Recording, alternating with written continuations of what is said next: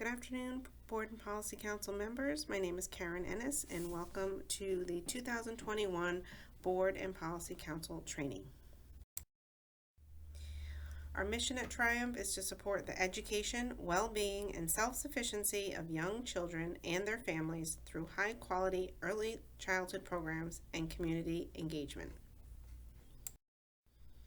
Head Start began in 1965 with 2,500 preschool children, and today Head Start serves over 815,000 children birth to 5 nationwide.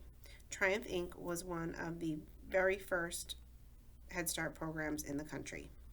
The overall goal is to promote school readiness for at-risk children through a comprehensive early childhood program.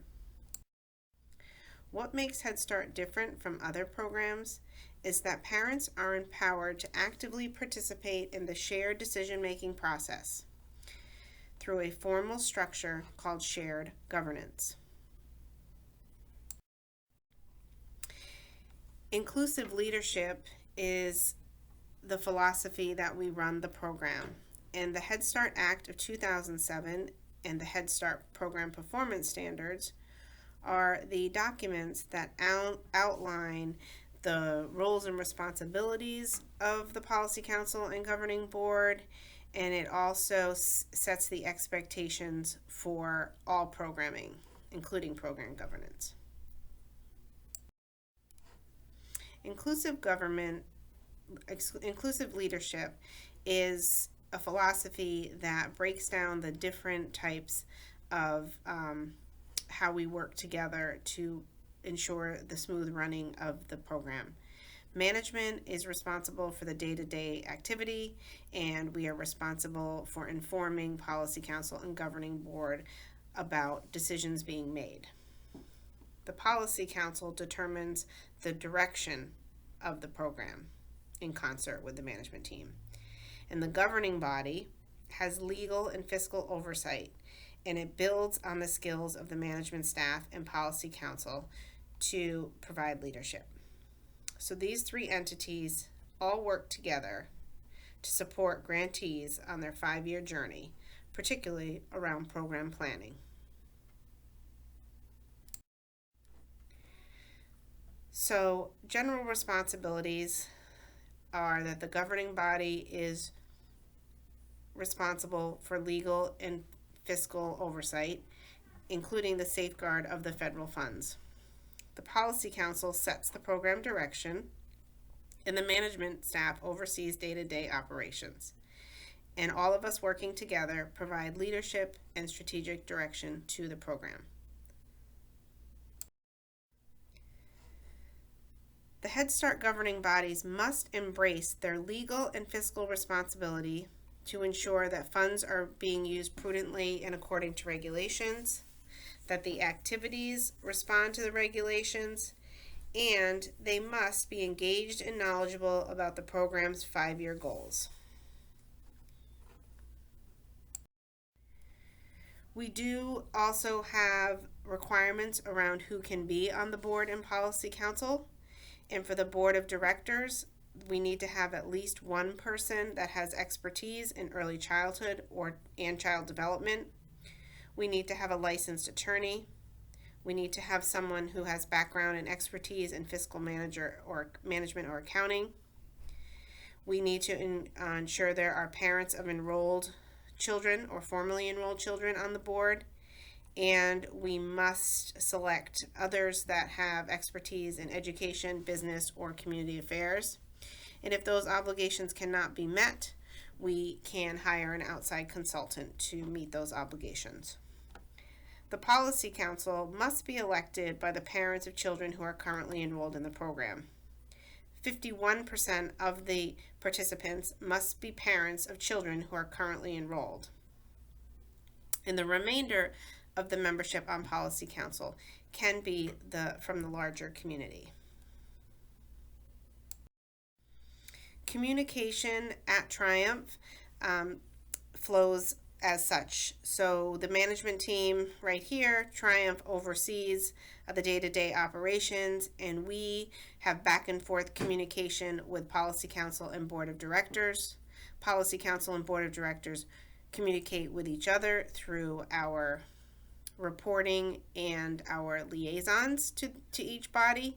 And then we also have parent committees in each program option or each building, and they act as sort of a PTO or PTA for the quote-unquote school.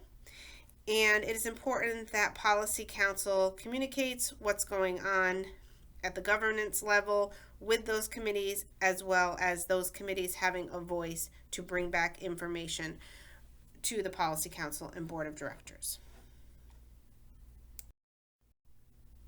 Another important feature of a Head Start program is oversight and continuous improvement.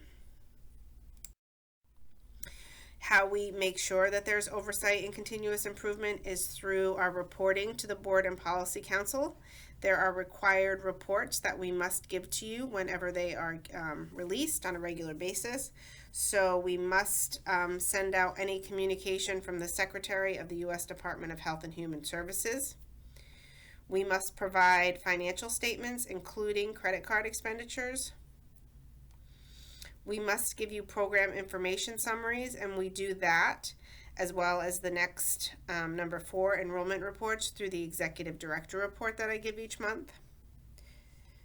The U.S. Department of Agriculture, or now it's called CACFP, we must report the meals and how many meals and what it costs to serve the meals to the children each month. We, on an annual basis, we provide information on the financial audit, the self-assessment, the community assessment, and the annual program information report.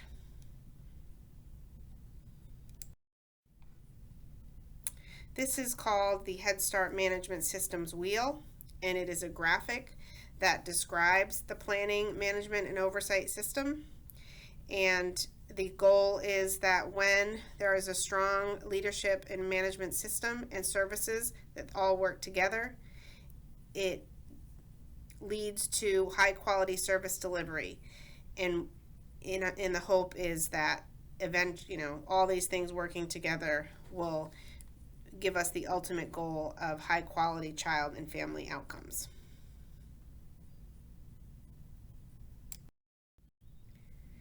Another important part of a Head Start program is continuous improvement. And again, it's illustrated in this graphic of how we establish what's happening in the program and the oversight that it's given.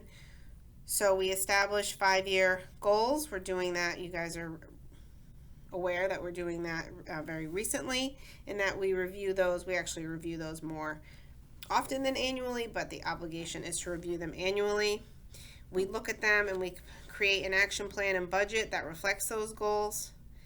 We do implement an action plan to make sure those goals are getting carried out with action steps. We look at the progress and compliance, and if we come across an issue, it's course correction, and we start back again.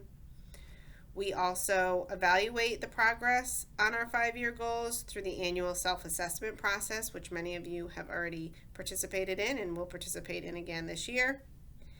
And then after a comprehensive community assessment every 5 years, we look at that community assessment and we update it every year. And again, course correction if there's a change or need in the community that we can meet.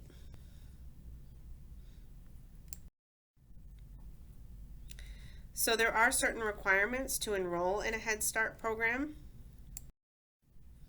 Who can attend? Pregnant women and children birth to kindergarten eligibility age, which is around 5. When someone is enrolling, they must have an interview. It can be done in person or on the telephone, and they must be able to verify what they're saying through records. There are 2 types of eligibility for a Head Start program. One is called income eligibility and one is categorical eligibility. To verify the income, we must have a W-2 or pay stub or a written declaration by the family on what their income is and what they did to try to obtain that information.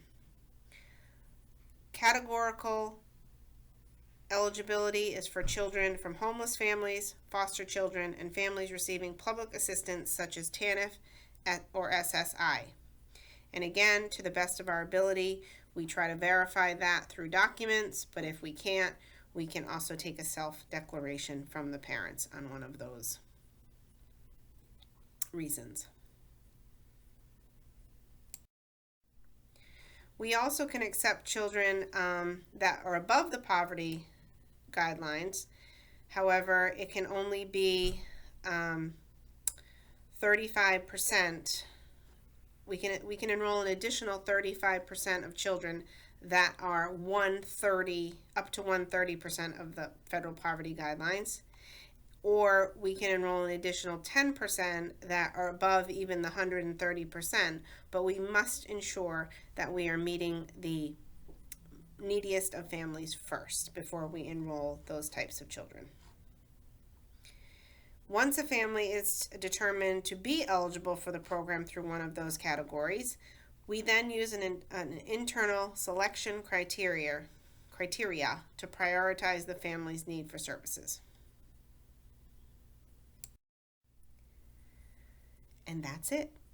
We want to thank you for volunteering with us. We wouldn't be able to do our work without your dedicated volunteering, so thank you very much. And attached is the certificate of completion. Once you are done with the PowerPoint, if you can print this out, fill it in, and bring it to the next meeting, or email it to Rita, that would be terrific. Thank you so much.